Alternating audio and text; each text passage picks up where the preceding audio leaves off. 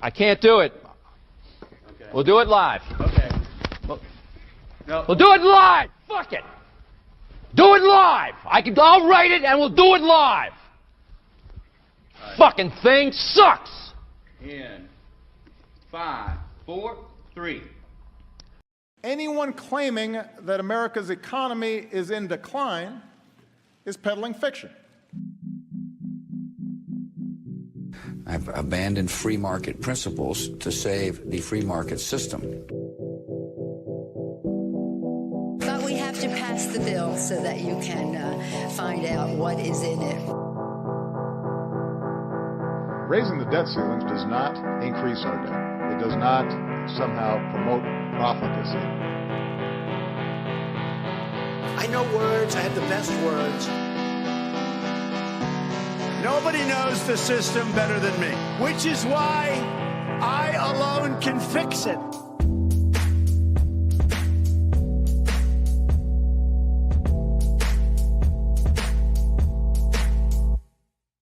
What's up, everybody? Happy Friday, and welcome back to the Peddling Fiction Podcast. I'm your host, the voice and soul of so-called fiction, Johnny Profita.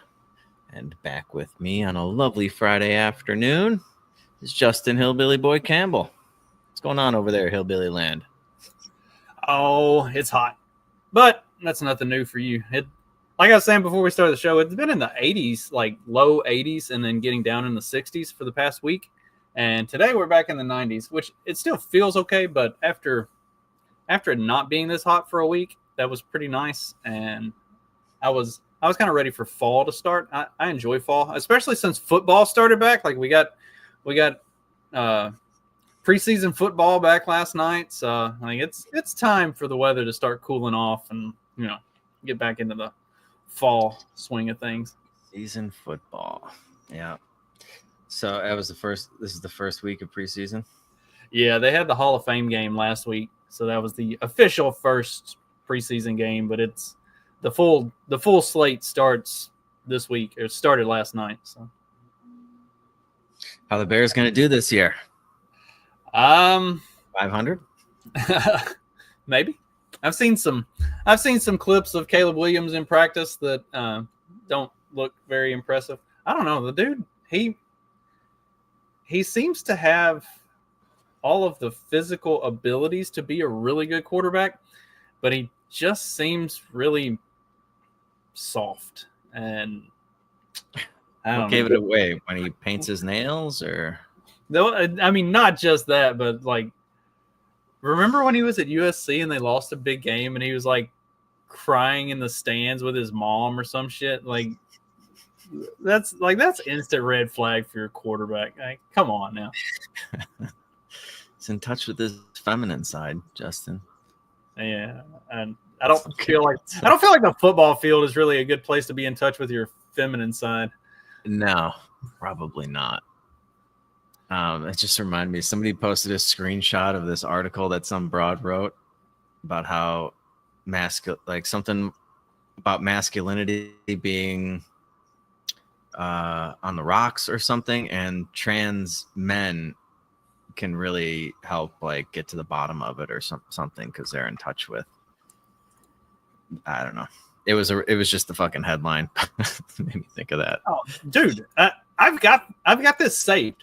I've got the whole article saved, and I want to do an episode and talk about it, but I can't find 2 or 3 other people who will just read the fucking thing and do it. Like everybody that I've sent it to, they're like, "No, I ain't touching that. Fuck that shit." Like, damn it! Rest in peace, Macho Men. When Gen Z's soft boys are running the show. Yeah, How long is it? How many like, minutes does that read? Is it less than 10 minutes? Yeah, I mean, it's a pretty short read. It's not bad. Just nobody wants to talk about it. I'll send it to you. Maybe I can convince you a couple others to.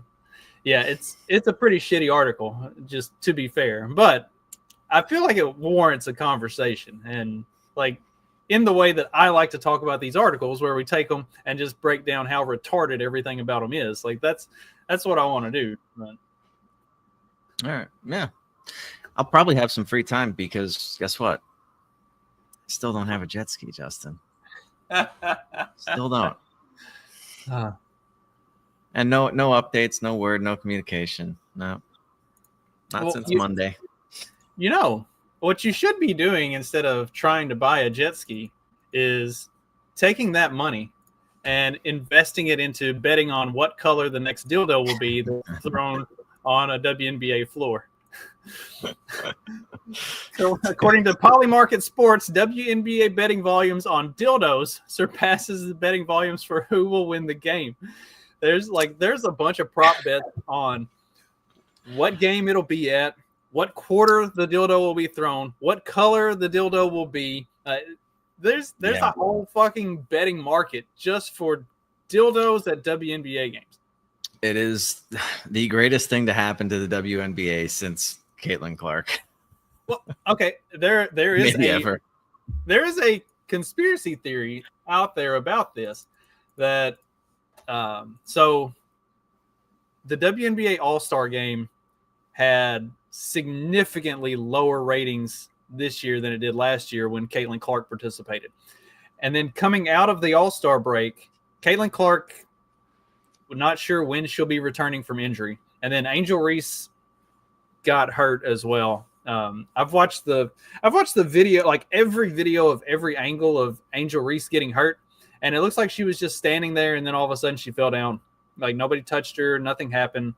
I don't know, it was weird. Anyway, Angel Reese is supposedly injured as well, and so there is a conspiracy theory going around that the dildos are like the new way to get eyeballs on the WNBA.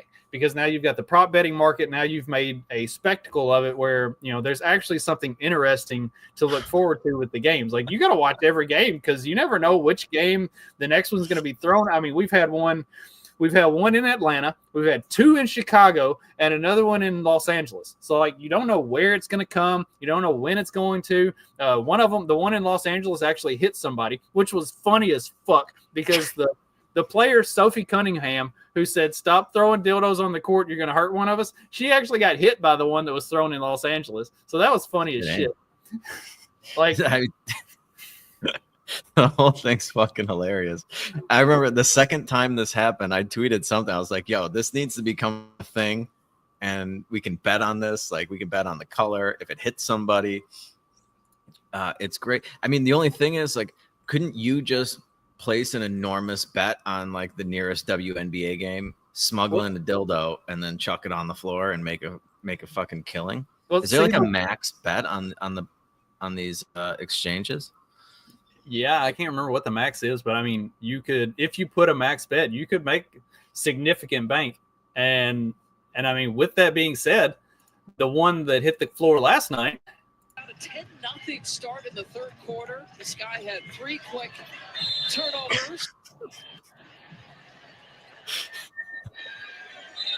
This is so funny, man.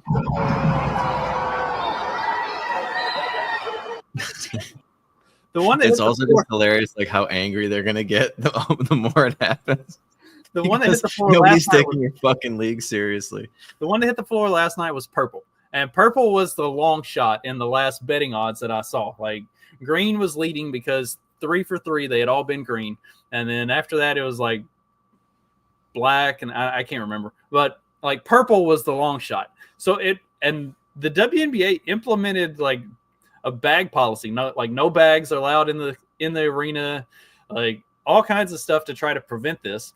And then we get a purple one on the floor. So if feels like somebody went ahead and cashed in that bet. They're like, all right, it's supposed to be purple. The league has cracked down to make sure that there's no, like, this doesn't happen again. I'm going for broke. Like, I'm gonna get this thing in this game one way or another. Like, they're gonna have, like, what are you gonna do? Start like patting people down? Like, I would be willing to bet the guy that got this one in, like, taped it to his thigh. Because what are they gonna do? Pat you down, and then when they get to it, just be like, yeah, you found it. And right, like, you know what? Like, what are they going to go in your pocket, or are you just happy to see me? Well, and then I mean, you know, you could. There are other ways to smuggle dildos into these arenas as well. But, I mean, I don't think full cavity searches are gonna fucking fly.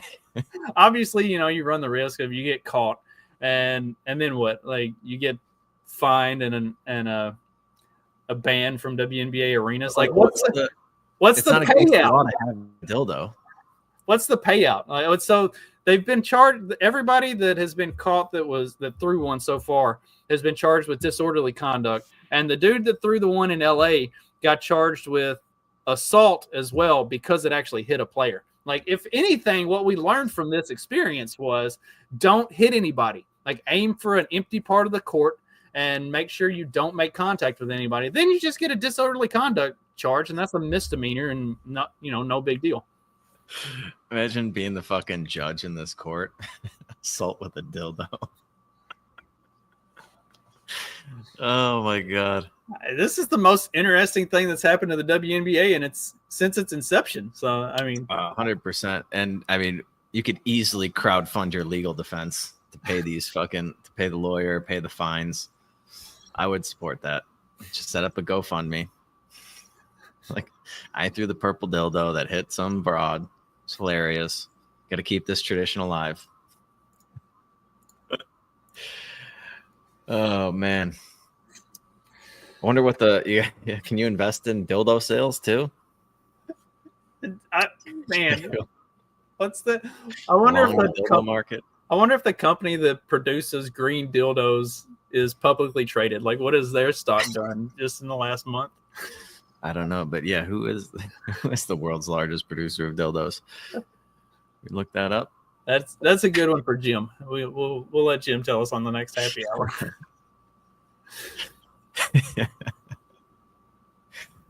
Oh man, but yeah, it is fucking amazing. I hope it never ends.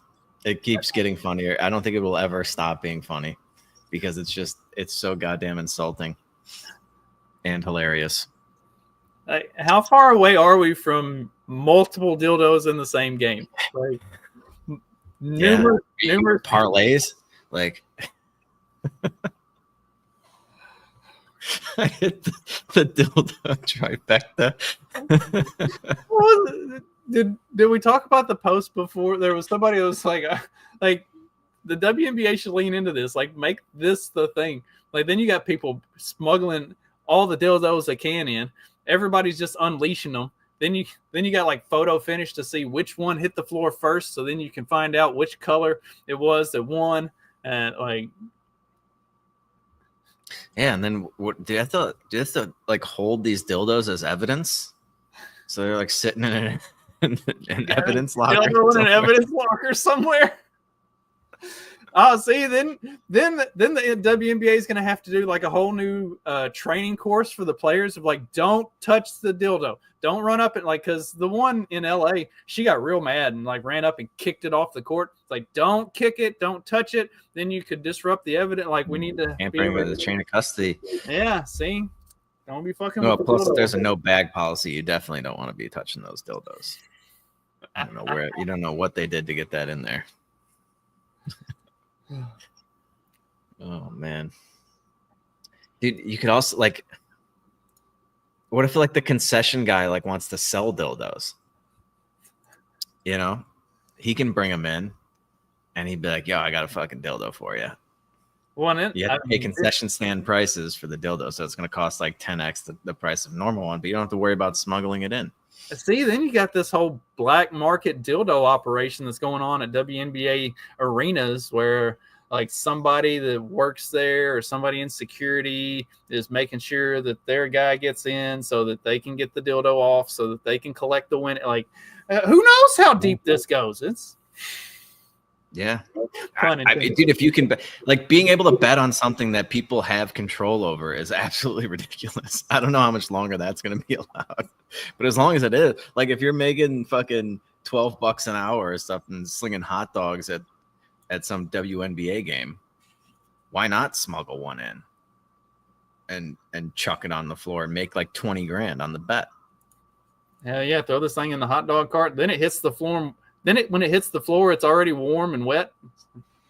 And then what if they just switch to hot dogs? It's not like a big leap. We could just switch to that. Start throwing cucumbers. And they have to stop selling hot dogs. Oh my god. Anyway, that's about 15 minutes worth of talk. I think we need to move on. Speaking of dildos, there was all kinds of right-wing conservative influencer drama this week because some bitch got engaged and then they started making fun of her engagement ring. I have no idea who most of these people are, and when I tried to actually like look them up, I've got them all blocked. So apparently I preemptively blocked all of these hoes. Here's Sarah Stock posted a picture of her engagement ring, and all the women and all the other like women started piling on her. Here's Pearl Davis. If nobody knows who Pearly Things is, she's a horrible cunt. Pearl says, Morgan, you're a single mother with a public video admitting you have HPV. You may want to sit this one out. Morgan Ariel was one of them who was criticizing the size of the ring. Morgan's reply is, you suck black dick and probably have AIDS. They went all out on each other. It was fucking nuts. I did see Pearl actually posted a reply to that and said, I'm sorry, I may have gone too far. Not that anything I said was untrue. I just probably shouldn't have said it. So, yeah, I don't know who these broads are either. You sent me a really lengthy article about this. I lost interest after like the first 10 paragraphs. But so, yeah, I don't know. The ring like didn't look that small to me. I don't know. But who cares? These fucking broads. Revolting sex smear. Yeah. So I was like, what's the sex smear? And they never really get into it. They're just like, we're not going to post it in this article. We're above that. There at the whatever fucking rag article this was. What is that? The Daily Mail is above posting sex smears. Yeah. Yeah, dude, women are real fucking catty. I don't understand why they're being so mean to her. Just looked like I don't know. Okay, she got an engagement ring. I don't think it was that $70 one on Etsy. Probably not. I doubt it. But yeah, they're making fun of her for marrying like some broke dude. Couldn't afford a nice ring. And I don't know. That stuff really fucking just drives me crazy. Especially like you can like how are you going to be a traditional wife if your husband can't afford a nice ring? And it's just like the trad wife is not about being a materialistic fucking cunt to everybody, right? And only marrying because you get a nice ring. It's pretty much the exact opposite of what the traditional wife role is supposed to be. And I've never understood this obsession. Like these wedding rings are just so ridiculous. What a scam that is. How much are you supposed to spend or something according to their retarded wedding ring math? Apparently, so I was just scrolling some information about this. Apparently, the chick's fiance is a Army sergeant. Like he's not like rolling in the dough to get a big ring or something. Like he's an Army shooting sergeant. He's not a. Well, she said she picked it out herself. I don't know if that's actually true, but like, yeah, I don't know, dude. What? It's pretty low to fucking make fun of somebody for that. But it sparked this huge fight. I don't know. The whole thing seemed pretty fucking ridiculous to me, and just mean. I don't know. Guess you can't be happy for somebody that gets engaged. This is further evidence that the 19th Amendment should be repealed, and women should never have been allowed out of the kitchen to begin with. Yeah, dude, I was looking for this old clip of the Man Show, the one with Adam Carolla and Jimmy Kimmel. I couldn't find it, but I ended up finding this one where they went out in public to do like we need to end women's suffrage. They're just out there saying like, yeah, we want to end like the suffering of women, and they got all these fucking dumb broads to sign to repeal the 19th Amendment. Jimmy Kimmel did used to be fucking funny. Once upon a time, before he got woke, and isn't it funny how like Kimmel went all the way to the left, fucking woke retard, while Adam Carolla has just continued to double down and Carolla has gotten better and better. Like I think Carolla now might be as good, if not better, than what he was in like the early 2000s. It's possible. I mean, he certainly hasn't changed. Maybe he's gotten a little better, but like he was always pretty great in my mind. But he won't say anything bad about like they're like still really good friends. His daughter works for him, I think. Maybe that's why I won't say anything. But he's just, like, and I mean that's cool if like you can like. I don't think you should let politics ruin a good friendship. But man, would I lose a lot of respect for my friend if they went the Jimmy Kimmel route. Oh, one of my best friends from back home that we played football together all through high school, and anytime I go home, like if there's somebody that's gonna meet me at the bar, it's him, and he's a full-on commie, into all kinds of like pagan stuff, and like I love the dude to death. He does his own like home brews. He raises bees so he can make his own mead, but he is like full-on commie, all kinds of fun shit, and we just don't talk politics. Like we acknowledge that there is absolutely no way he and I are ever going to see eye to eye on anything political. So we drink and we talk football and we hang out and we talk beer, and like politics never comes into it. And I mean, if I needed somebody to come help me out if I was in a pinch, I know I could call him and he'd be there in a heartbeat. Like, yeah, that's friendship. There's no reason politics should ever get in the way of a good friendship.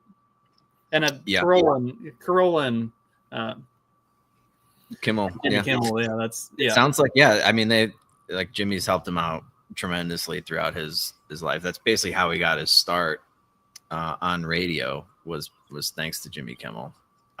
So like I get it, but I'd be like, dude, I would have to make fun of him for like crying on his show about like a Trump comment or something. Like I don't know if I could let that go. He's just been so gay over the last couple of years, and maybe it's one of those things where they can fuck with each other in private and just have like a friendly agreement that whatever it is, we're not going to make it public. Like we can be absolute assholes to each other in private about all of our disagreements, but we won't make it a public thing. And that's, I mean, again, that's a healthy, good friendship. Yep, that women don't seem to be capable of. All it takes is a picture of a wedding ring, and it's over. Well, I mean, how many articles and stuff have we seen that have come out just in the last 6 months, or like Facebook posts or Twitter posts where like somebody like, I found out my best friend voted for Trump and now we can't talk anymore. Like, why? Yeah. Right. Yeah, I mean, there's no way something like that would get in the way of one of my friendships. But man, I would relentlessly make fun of you for certain things if it warranted it. And I would expect the same if I became like some fucking complete douche all of a sudden on TV. But anyway, although I guess there are some women that are all right. If you weren't aware, since you're not in the States, it's back to school week. So my kids went back to school. They started back on Wednesday. There's a lot of like college campuses reopening. Kids are moving into the dorms and stuff. And with that has come just a outpouring of sorority recruitment videos that are enraging a lot of people and pretty awesome to a lot of others. On the toolbox, it don't matter. Down on the tailgate, girl, I can't wait to watch you do your thing. Shaking for the young bucks sitting in the honky tonks, for the rednecks rocking till the break of dawn. The DJ spinning that country. That one's from South Carolina. Hang on, I got another one that's from Texas. That's pretty. The Texas TikTok recruiting sorority recruiting video is pretty good too.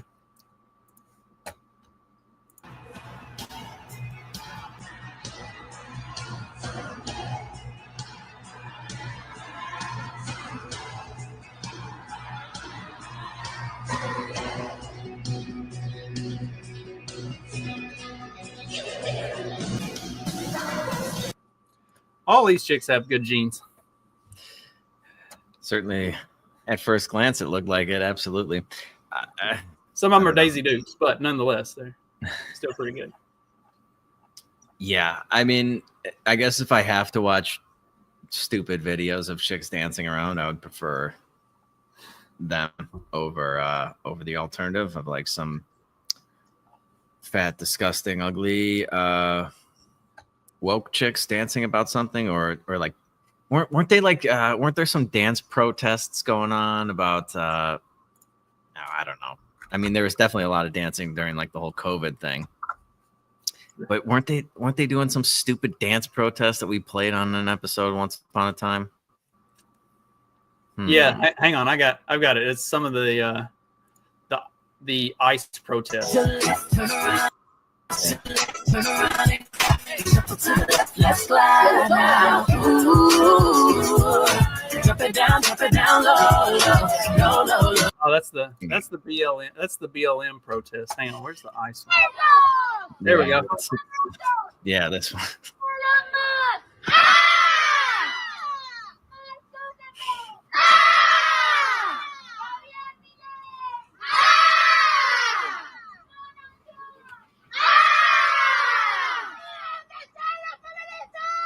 Oh, every one of them chicks fails the physiognomy test.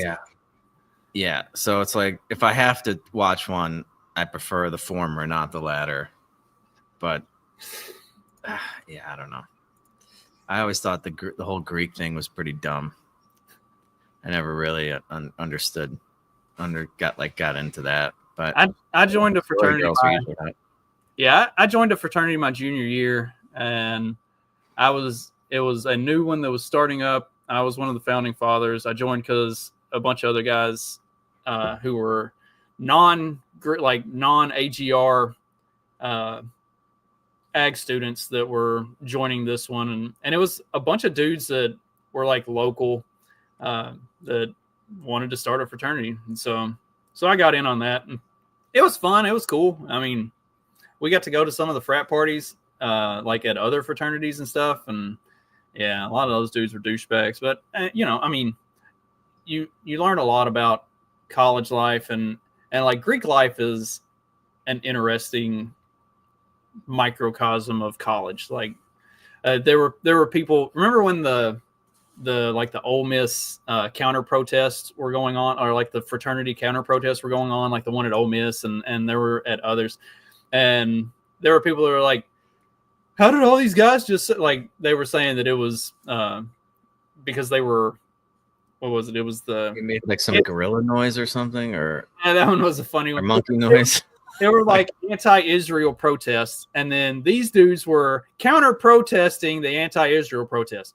They weren't like pro-Hamas protests or anything, or they weren't pro-Israel. They were just anti-protest protesters.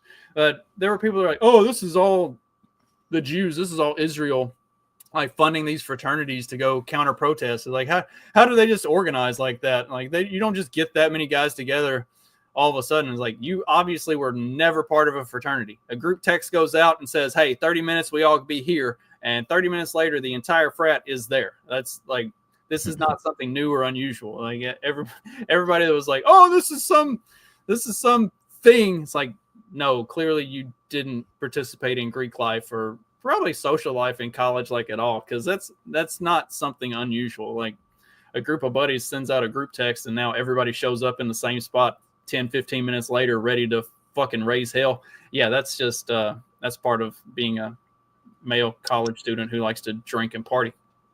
Right. Well, and everybody's within, say like 2 kilometers of each other anyway. You're all on campus. Right. You're all either on campus or you're living in a house or an apartment complex that's less than 10 minutes away. It's adjacent to campus. There's like, you can walk there in 15 minutes anyway.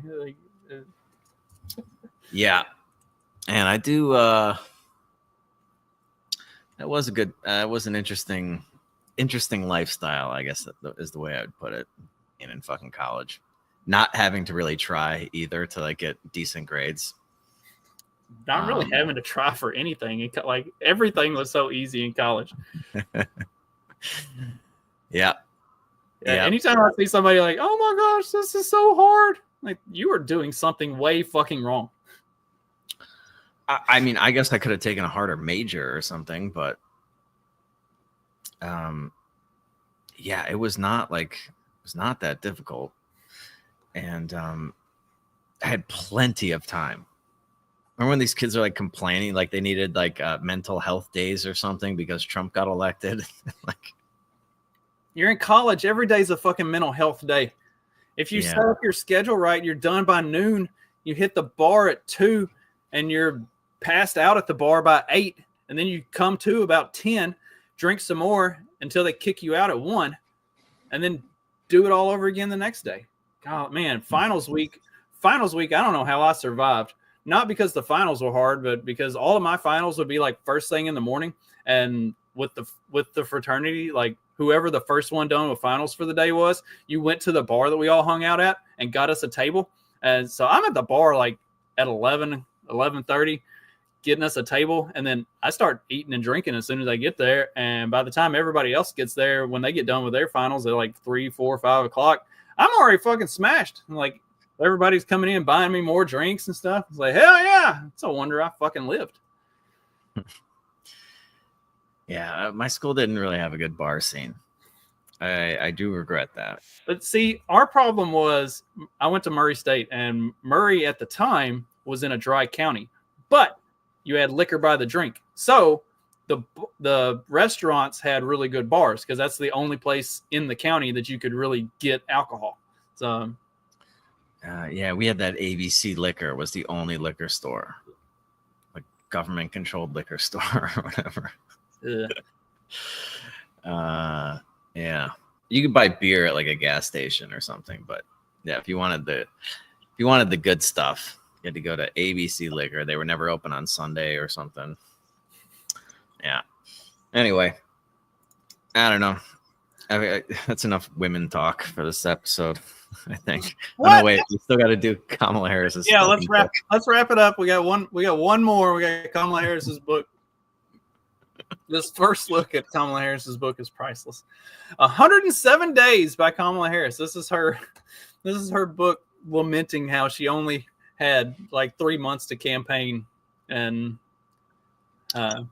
yeah, man, if she only had like another 100 days, she really would have fucking knocked that one out of the park.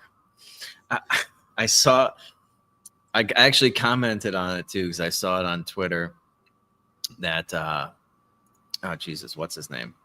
What was her VP's name? Tim Walz. Tim Walz was like commemorating the anniversary of when they started. It's like it's been like 6 months or so. Like I forget whatever the fucking date was, and I was like, dude, imagine commemorating like the biggest fucking faceplant in political history.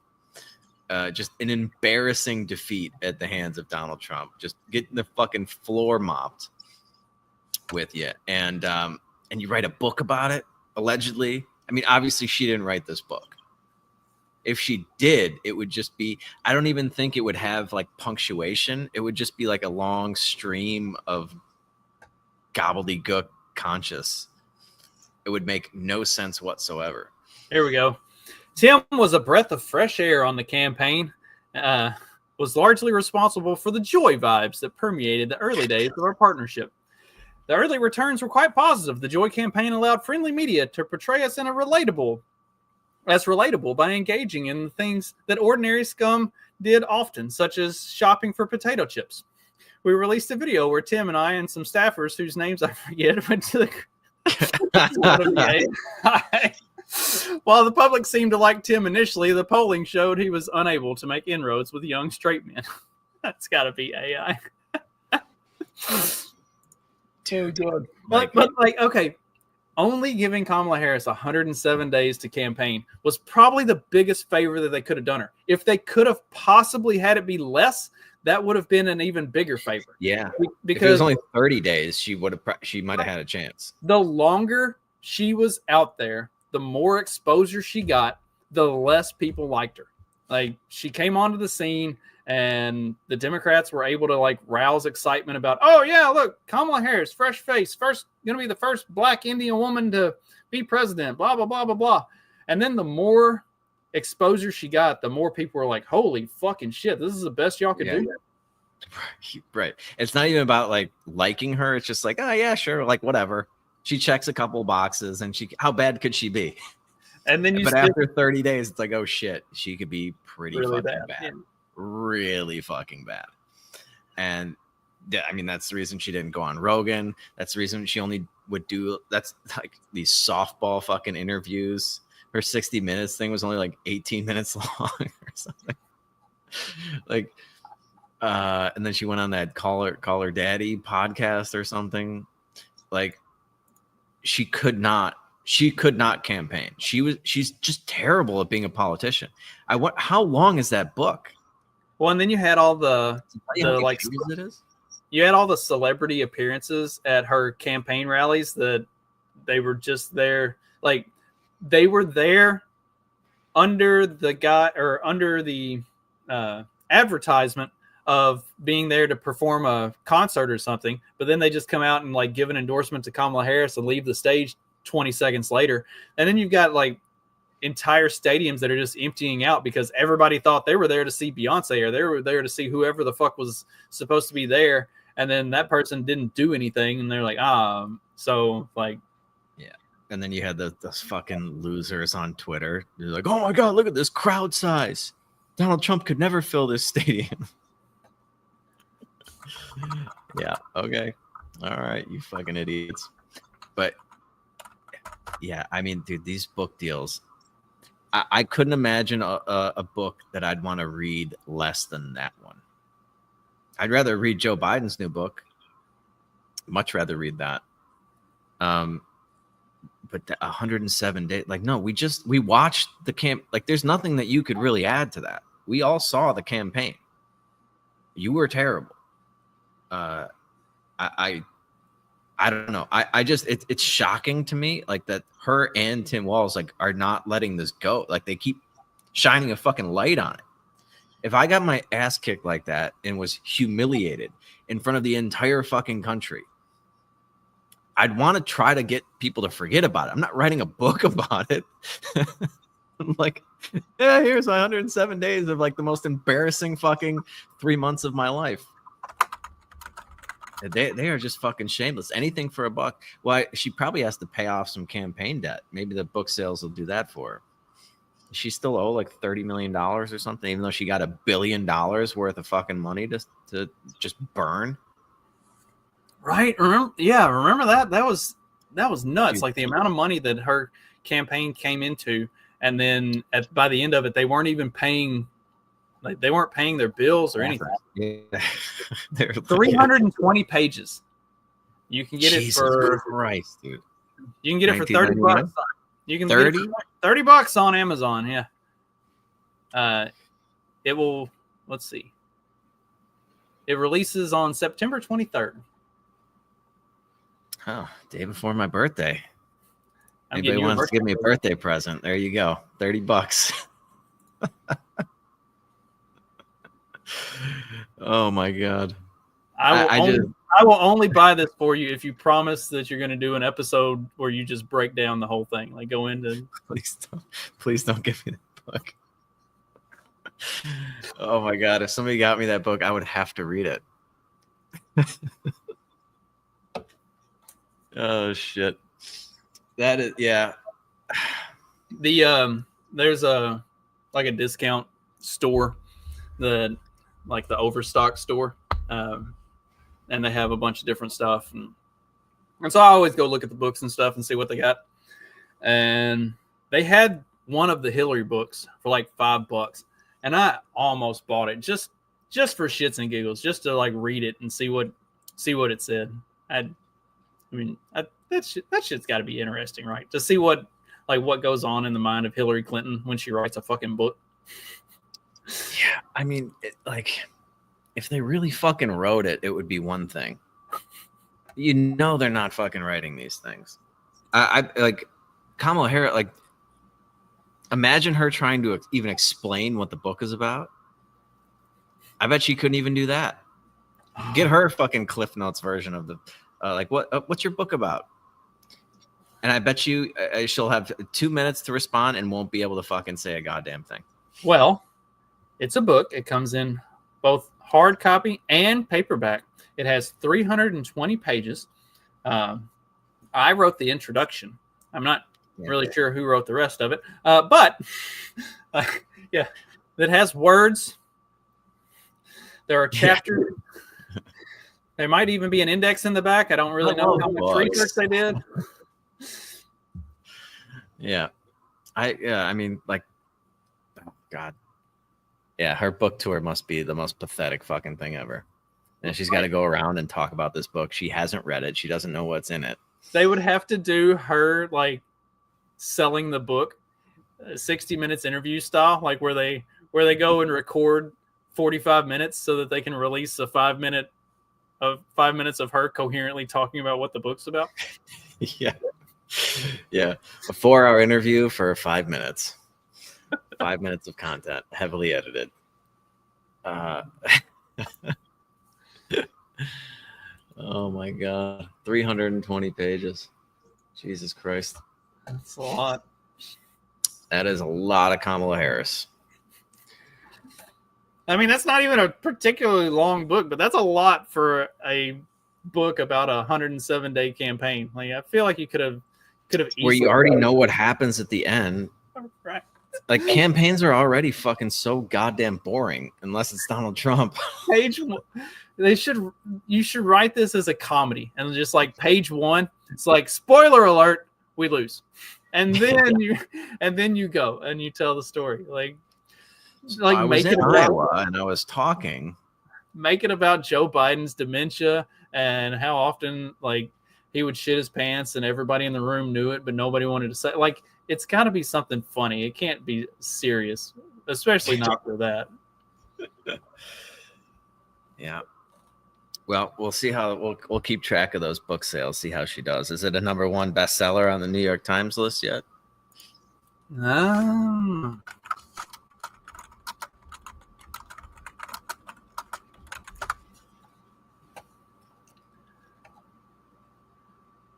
So far, there's nothing. I cannot find a single article talking about the pre-sales of this book. So, yeah, I don't even know if you could give that away. I don't know if people would want to, like if you just stood on the street and was trying to hand out the book. I don't think anybody would take it, because then you got to carry a book around all day. Not even worth that. All right. Anyway. We missed a good opportunity. We were talking about, being in college and the sorority and fraternity scene and everything. We missed a good segue into one of the articles that you sent me. Oh, right. Yeah. With the shocking record explosion in student debt delinquencies marks the start of the next debt crisis. Yeah. So, we can read through some of those numbers in a second, but I don't know that this should be shocking to anybody. Right. Like they put him, like they gave him like a 5-year break from paying these things. Right. They stopped having to pay interest on these loans for basically since COVID. It started back up last year, I think. And now, shockingly, nobody's paying them off. Yeah, of course not. Why would anybody pay these things off? The interest is fucking egregious on these things. Well, and the biggest problem that a lot of these, college-educated dipshits have run into with it is, like, they put a moratorium on paying this stuff. That didn't mean you didn't have to pay it, or that didn't mean you weren't. Didn't mean you weren't supposed to pay it. Just meant you didn't have to pay it. So, like, you were still compiling interest that whole time. Every monthly payment that came due was still due. There was just no penalty if you didn't pay it. So instead of having your payment every month, now if you didn't pay it since mid to late 2020, you've got 4 years worth of monthly payments that you never made, and they're all still due. So whenever they came back due, instead of owing your $800 that you normally would have owed for that first month that you missed. You owe that one plus every single month that you've missed since then. Like, so this thing opens back up and people owe like $30,000. Like, I can't pay that. Like, okay, well, what have you been doing with your monthly payments this whole time? Yeah. Spending it on stupid shit, of course. I don't think any of them, like, if you just put it, like, just try to buy a fucking stock with it or something, that would have been a much better use of your payment. If you were in the stock market for 5 years, you probably could have paid off your whole fucking loan if you had it in the right stocks. Shit, even if you had it in like mediocre stocks, you probably could have paid it off. Right. Like, with the way the market's been over the last 5 years, if you just wrote it out where you were 5 years ago to where you are now, you'd be in pretty damn good shape. Yeah. Yeah. And I mean, do they have these like crazy, I mean, I think they're crazy risky, but like they will pay you insane fucking dividends in some of these stocks, 120% dividends monthly. Some of them are paying like 80% dividends weekly, like Yield Max and what are some of those other fucking? There's like 2 or 3 fucking. No, it doesn't matter. But anyway, like if you were just putting your payment into that and collecting the dividends, and using the dividends to pay off your loan, like something other than, you know, going on vacations and drinking and going out to dinners or whatever, buying your Starbucks coffee. Like, I know they get really pissed off when you say like, yeah, like your $7 Starbucks coffee is not going to fucking get you a house anytime soon. But it could help you get out from under some of this debt if you put that money to work. Well, you know, talking about all that debt and, you know, the numbers, mortgage balances grew by $131 billion during the second quarter of 2025 and totals $12.94 trillion at the end of June. Balances on home equity lines of credit rose $9 billion, the 13th consecutive quarterly increase, and it's now hit $411 billion in outstanding balances, which is $94 billion above the low reached in the first quarter of 2022. Credit card balances rose by $27 billion, with a total of $1.2 trillion outstanding. Auto loan balances rose $13 billion, sits at $1.66 trillion. Student loan balances edged up $7 billion and now sits at $1.64 trillion. That's a lot of fucking. That is, yeah. Maybe some of these people listening to the show are a little younger, but like I'm old enough to remember when like $1 trillion was something. Like that was like the entire fucking budget for the federal government. It's the entire national debt when I was a kid. First crossed the $1 trillion mark. And now we have that just in stupid fucking worthless degrees. And of course, like I commented on somebody else that was like going through the loan terms or something on Twitter. And like these kids, they don't understand like the terms of the loan. They don't understand how like interest works and how that shit can fucking compound over time. And they're like the first couple of years, you're not even really working on your degree. They're like, oh, how could this be legal? How could this be federally acceptable? Like they have so much faith in the government to take care of them. It's like, no, they did this to you. They will give you as much rope to hang yourself as you want. Case in point, the moratorium. That wasn't doing them any favors, was it? No. Well, and that was the moratorium thing was crazy, especially on the mortgage side of stuff. So Wells Fargo offered that whenever it first became available, and they sent out a big letter about it and everything. And I looked at it and read through it, and I was like, yeah, fuck that. I'm absolutely going to keep paying my mortgage every month. Like I'm not going to stop, because if you read into it, it explicitly lays out it doesn't stop coming due every month. You just won't be punished if you don't pay it. It's going to continue to compile every single month. So if you had a $750 mortgage and you didn't pay it this month, well, now it's $1,500 next month, and now it's $2,250 and then like it didn't stop You didn't stop having a True, monthly yeah. mortgage. Yeah, you didn't stop having a monthly mortgage. You just didn't have to pay it, or you wouldn't be punished if you didn't pay it. And like people, I think people sincerely believed that the moratorium meant they just didn't have a mortgage anymore.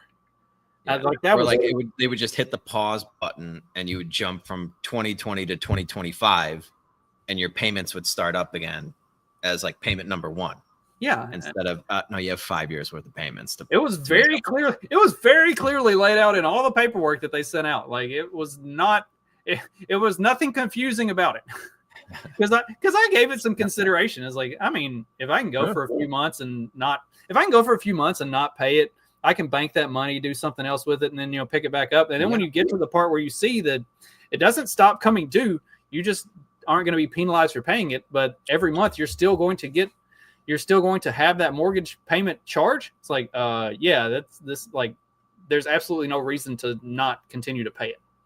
Well, like, I mean, there's a time value to consider. And if you can, instead of just paying that, like, if you can take that money and make it work for you and take the $700 and turn it into $2,500 over that period, and then you only have to pay the $1,500 or whatever when it comes due, okay, you're coming out ahead. But that's nobody, like very few people were doing that. I guarantee you. If anything, they were just using it to kind of lighten the load in their budget and kind of make ends meet, because they have a fucking sociology degree and they're making lattes at fucking Starbucks. But so anyway, the whole point is like, holy shit, 1.6 trillion. Like, these numbers are out of control. All those household debt numbers aren't very good either. The credit card debt, it's getting close to like almost 20 trillion, right? In total household debt. Is that what that thing? I mean, that includes mortgages and things like that, but like everybody's in debt up to their eyeballs, including the federal government. And if you're looking to the government to help, I mean, a lot of kids were banking on these loans just being forgiven eventually. They might just let it keep accruing until it becomes a big enough problem politically that they'll be like, okay, yeah, we'll forgive the loans. Which I've said, like, if they want to forgive those student loans, that's fine. I mean, it's not fine, but I will accept it if they get out of the student loan business altogether. Like, you are no longer allowed to take on a loan to pay for college. Nobody, ever. I don't care if it's a private loan or a government loan. None. Zero. That will fix the problem. But you can't just be like, yeah, we're going to forgive the loans and we're going to keep loaning kids money, because then they're going to be even more reckless with it and they're going to borrow even more money. One, and the even bigger problem is there's no way that they could actually do something like that, because the whole system is so built around that loan structure that it would bankrupt and collapse the system within like the first year if they did that, which is a good thing. That's what needs to happen, but nobody's willing to accept that failure is actually probably a good thing in a lot of situations. Like the too big to fail thing is like, no, there's no such thing as too big to fail. Like, if you've hit the point that you are that fucked up in the way you're doing things, you need to fail. Failing is the actual solution that fixes the problem long term, because anything else you do is just throwing a Band-Aid on a fucking hole or on a broken leg. Yeah, and that's, again, like, they call this capitalism, and it's just, that's like, you cannot take away the failure portion of the structure in capitalism with all these bailouts and everything, and then expect it to work. I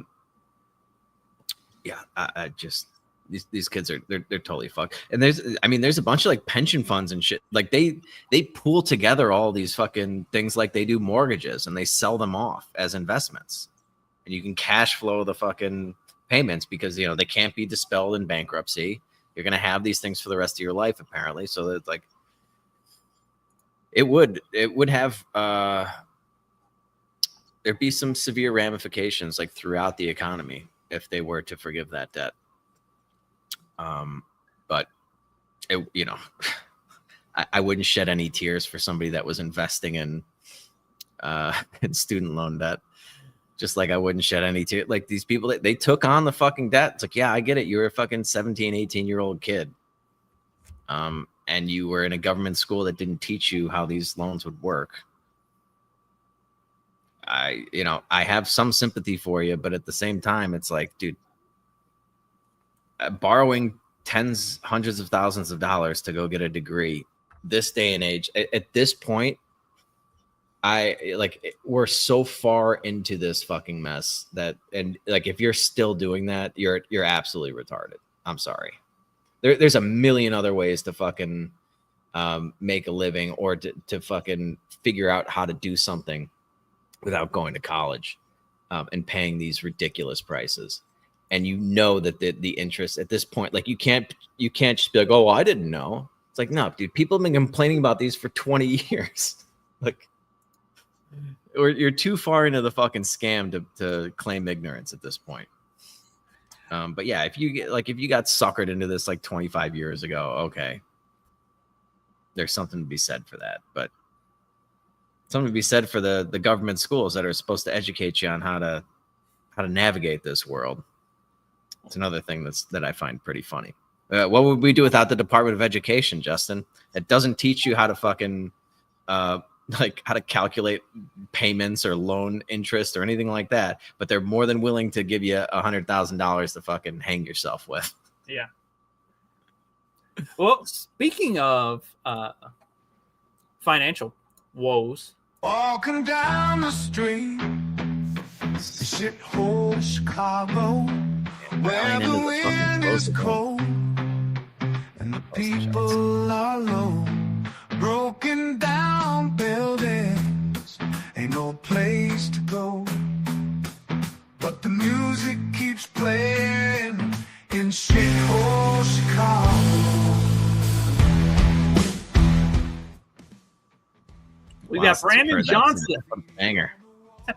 Yeah, Brandon Johnson lamenting the financial woes of Chicago. We have reached a point of no return. The systems that people rely upon, education, healthcare, housing, our transportation, they are woefully underfunded. And everyone knows that. Everyone knows what, my commitment is to progressive revenue. I can't do this by myself. The mayor's statement coming in response to a question about Yeah. So what really drives me crazy about this is that he makes it seem like the people of Chicago and Illinois have not provided enough money to have education, housing, transportation. When he says the system is woefully underfunded, that's bullshit. What's woefully underfunded are these fucking pension funds that these pussy politicians have agreed to in exchange for votes, given teachers ridiculous pensions, dude. Ridiculous. And the CTA and all that shit, it's all fucking they had plenty of money.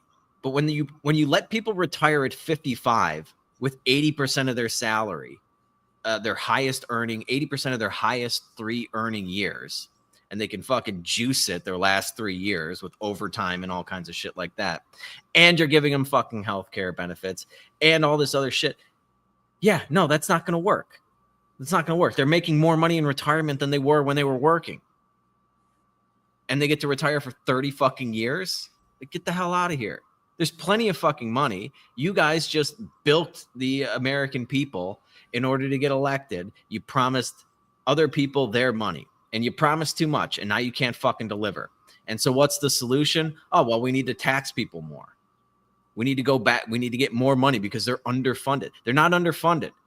You blew all the fucking money. There's plenty of fucking money in Chicago to educate kids and to have fucking buses and trains.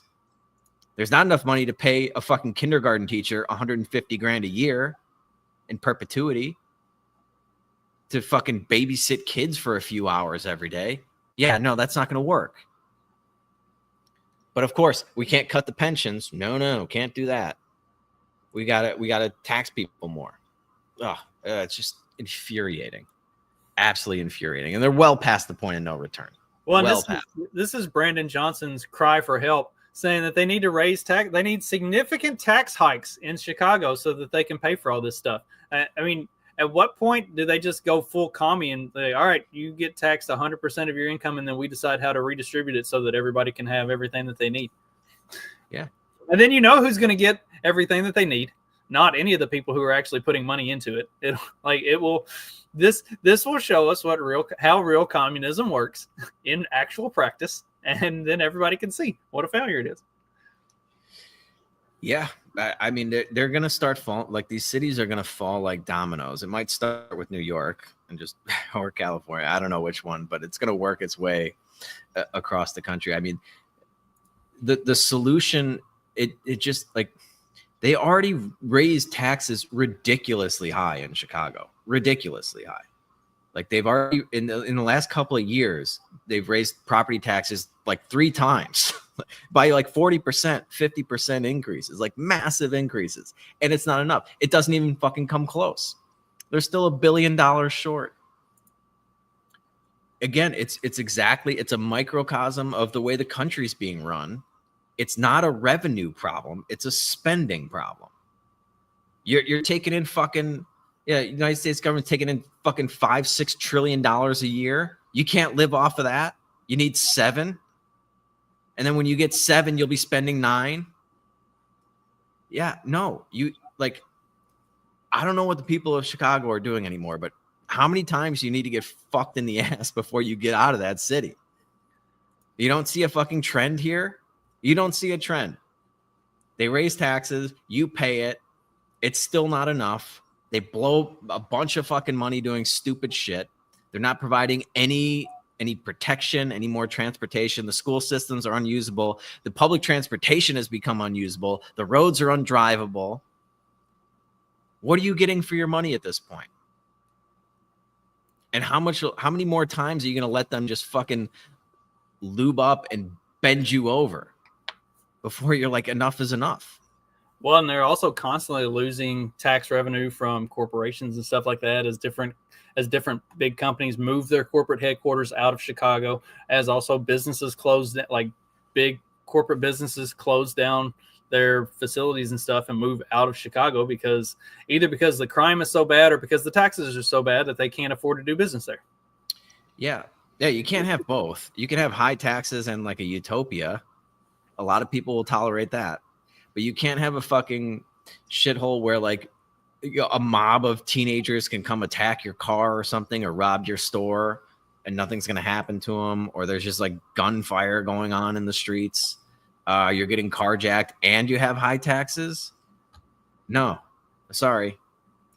And especially this day and age where like you don't need to be in a fucking big city anymore to be connected. Like, you just don't need these, like, oh, Chicago's this big hub in the Midwest. Like, yeah, okay. I worked for fucking 2.5 years from Mexico and they didn't fucking realize it. Like, didn't miss a beat. Didn't miss a fucking beat. So you don't have to be in the fucking cities anymore. It's not fucking 60 years ago where you need to go into the fucking office anymore in order to be productive. And it's only going to move further away from that sort of dynamic. So yeah, dude, I don't know. I can't believe people still put up with this. It's amazing to watch how much punishment people will take and how little they'll get for it. And there's just like how they try to cope with it. Oh, but Chicago, it's such a nice city. And I love I don't know. They have street festivals in the summer. It's like, okay.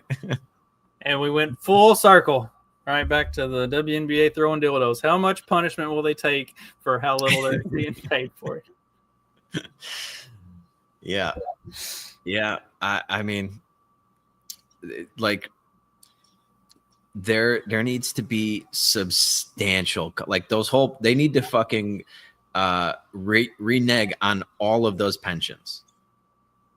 Sorry, you're done. You're taking a 50% haircut because we don't have the money. We overpromised. You can't keep raping people in order to pay for fucking pensions of people that retired 25 years ago. That's such bullshit, dude. That's such bullshit. And they keep trying to tell, it's like, oh yeah, you paid forward and then you get it when you retire. Like you'll get Social Security. No, you won't. No, you fucking won't. Look at the population. Look at the birth rate decline. There's like, if you look at a chart of it, like I don't know what people that are like 25, like maybe, yeah, like 25 years old now, I think like they're like a quarter of the population that like our generation was when we were that age. Like there's just people aren't having kids. So who's gonna fund these pensions? Who are they gonna fucking rape in order to fund your pension in 40 years? There's not gonna be anybody. There's not gonna be anybody working. Anyway, that's why we have the song Shithole Chicago. And that was all AI generated, by the way. Beautiful. Didn't need a musician to do that. Somebody typed something into a computer and it spit that out, and it's a fucking banger. And you probably better get used to that. The AI will be taking a lot of those jobs away. I'm sure a lot of jobs will pop up in place, around the AI system, but yeah, I don't know. It's an absolute mess over there, and nobody seems, as is the entire fucking country, and nobody seems to want to deal with it. None of these politicians will, and that's the problem with like the nature of politics. They have these really short time horizons where it's like, okay, yeah, I just need to make it to the midterms, and then I just need to make it to the next election. I'll do or say whatever you need to do, cut any deal you need to make, as long as I'm okay. Like, who gives a shit? That's how everybody operates in politics. No good people get into politics, so everybody's a fucking scumbag. Everybody's looking out for themselves. And then you look forward and somehow they convince people that they're out here to help you. Hey, Elizabeth Warrens of the world. Oh yeah, like we're out here fighting for you. No, you're not.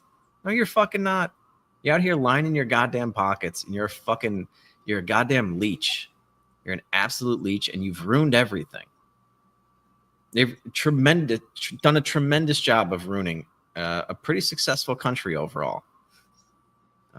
It literally everything falls on the shoulders of government, all of it.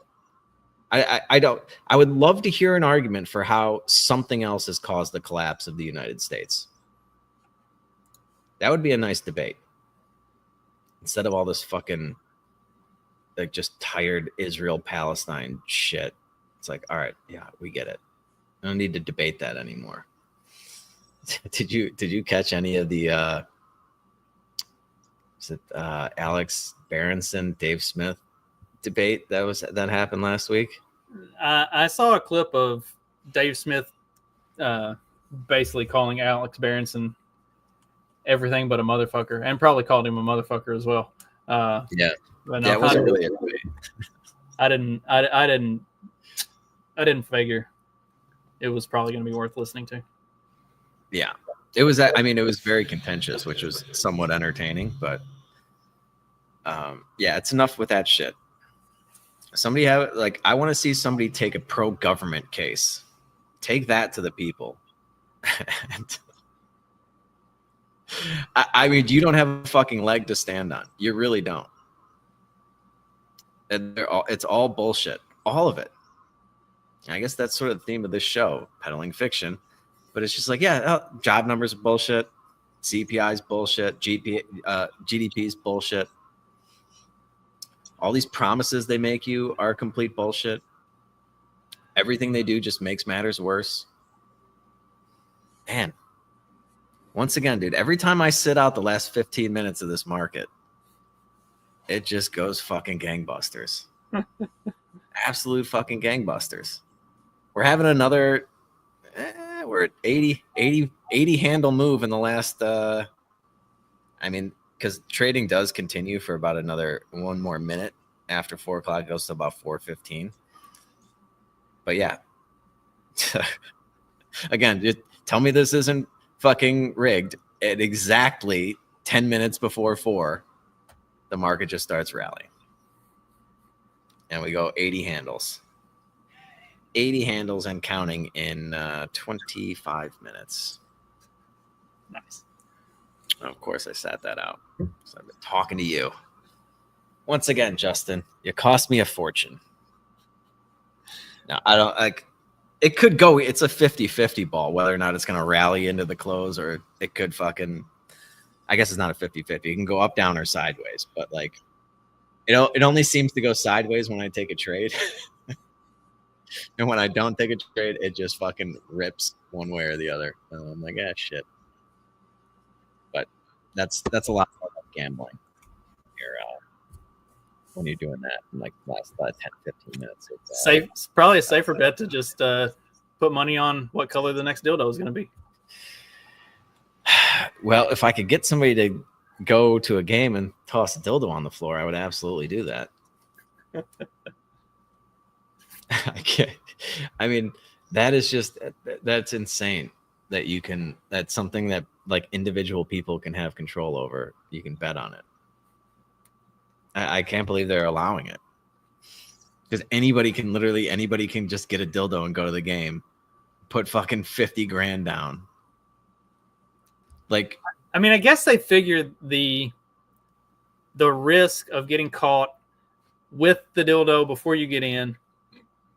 If you actually make it in with it, of getting caught after you throw it, like they figure that's enough of a deterrent that the statistical odds of somebody actually going through with it isn't high enough to.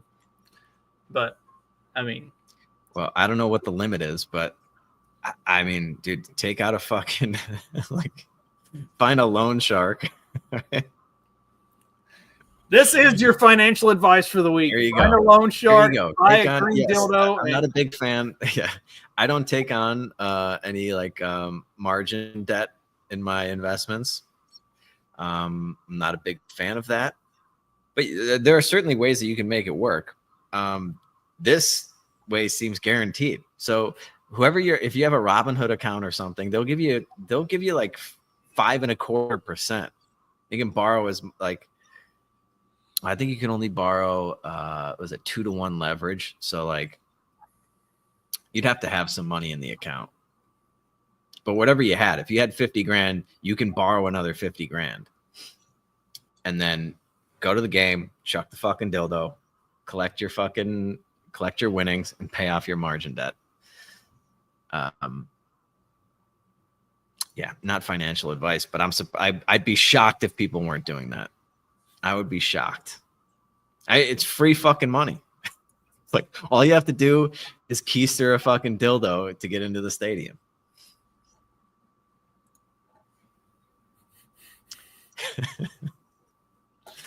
How do you get caught doing that at a WNBA game?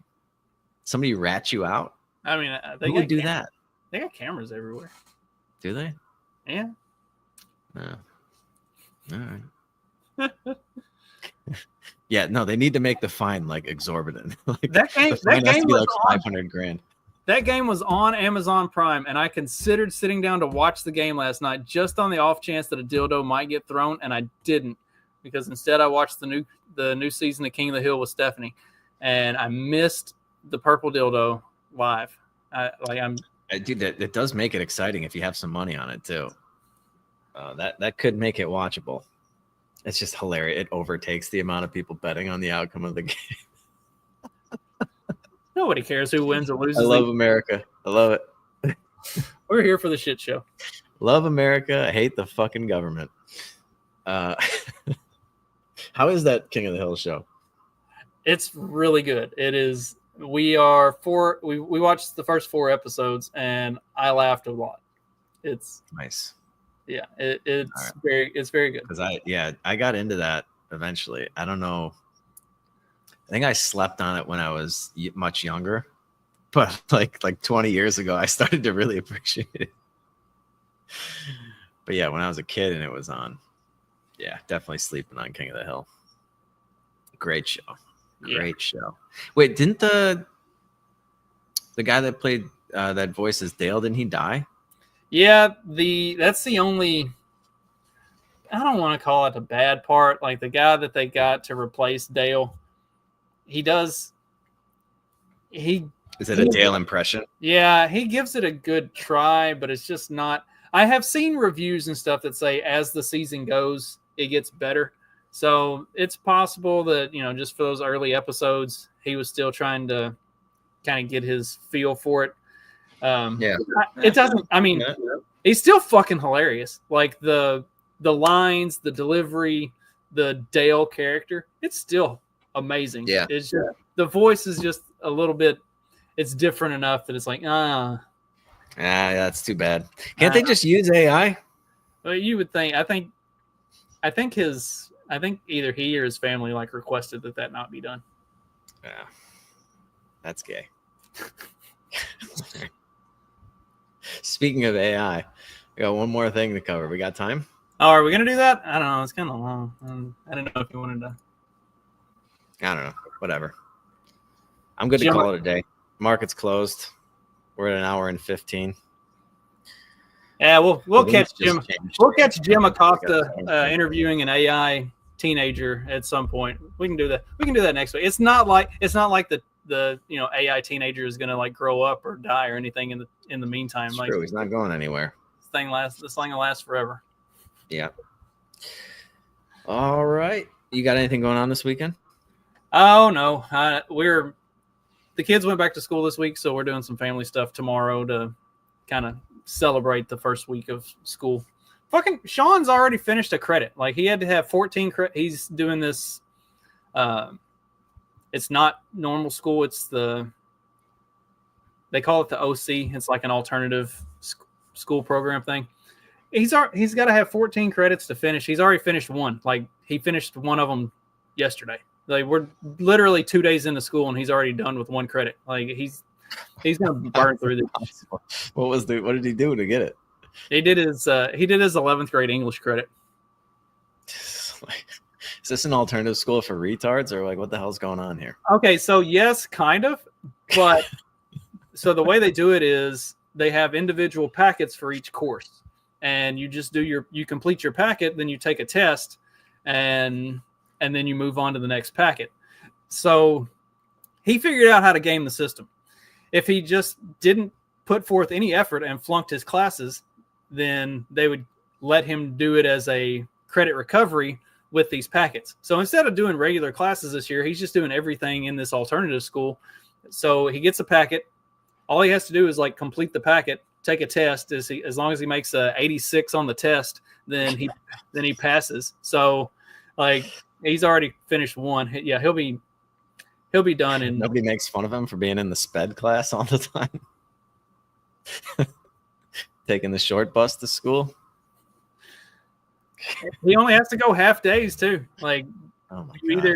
You either go from 8 to 11 or from 12 to 3. So wait, you had to sign off on this though, didn't you? Yeah, I absolutely signed off on it. He shouldn't be wasting time sitting in a regular class when this is all he's going to do anyway. Just let's get the shit over with. I'd be very conflicted about this. Less government indoctrination, but I'm teaching my kid it's acceptable to be a fucking retard. I mean, he'll get a high school diploma when he's done, so it's not like it's a degree. I mean, what are these once again, nobody's ever asked me for a diploma. Ever. I personally think it's kind of ingenious. He figured out how to game the system and work his way into not doing anything, and he's still going to graduate with a. So what does he do with all his free time? Because he's not going to the gym. He had a job, and then the job didn't carry over. So we're working on finding him a new job right now. So does his girlfriend go to regular classes? Yeah, his girlfriend is actually really smart. She goes to normal school. So. And she's okay dating a sped. Yeah. He's smart. He figured out the workaround. I know. I'm making fun of him. He's not even here to defend himself. I'm kind of proud of it. This motherfucker is going to graduate with a 0 GPA. How is that even fucking possible? He literally hasn't passed anything in school, but he's going to graduate. Not only is he going to graduate, he's going to graduate early. He figured it out. he got the cheat code. I don't know. I can't be mad about it. Oh man. Yeah. Well, I hear they'll let anybody graduate in Chicago these days. They don't even big cities don't even require that you pass any classes, like that you actually like do the credit recovery stuff like he's doing. As long as you can hang around at the school for 4 years, they'll just give you a degree or a diploma and be like, get the fuck out of here. It does go to show you just how much time is wasted in regular school as well, where it's just like, yep, no, you can do this in half the time. Yeah, the fact that he did his entire 11th grade English course yesterday. Like, dude, like they didn't even have a book to read. Like, didn't you have to read The Heart of Darkness or some shit? Yes, not. God, not like I actually ever read. Dude, I mean, I got through everything with probably only reading like 20% of the books that I was supposed to. See, I read everything. I would read. I would look at like the curriculum for the year, and I would read stuff ahead of time. So like by the time we got to Heart of Darkness or whatever we were doing, I'd already read that and 3 other things. Like, I can't stand fucking fiction, dude. I would never read any of that stuff. Like my English teacher just let me sit in the back corner of the class and left me alone because whatever we were talking about in class that day, I'd already gone past that 2 weeks ago. Like I'm already on something else way further down in the book. So yeah, that's very unhillbilly of you. It's the only thing, the only blemish on your hillbilly record. He can read, ladies and gentlemen, and he likes to do it. Yep. All right. Well, we better get out of here. Let people enjoy their Friday and their weekend. Thank you all so very much for listening. We will be back on Tuesday with a brand new episode. And until then, you know what to do. Just keep on peddling that so-called fiction. Peace.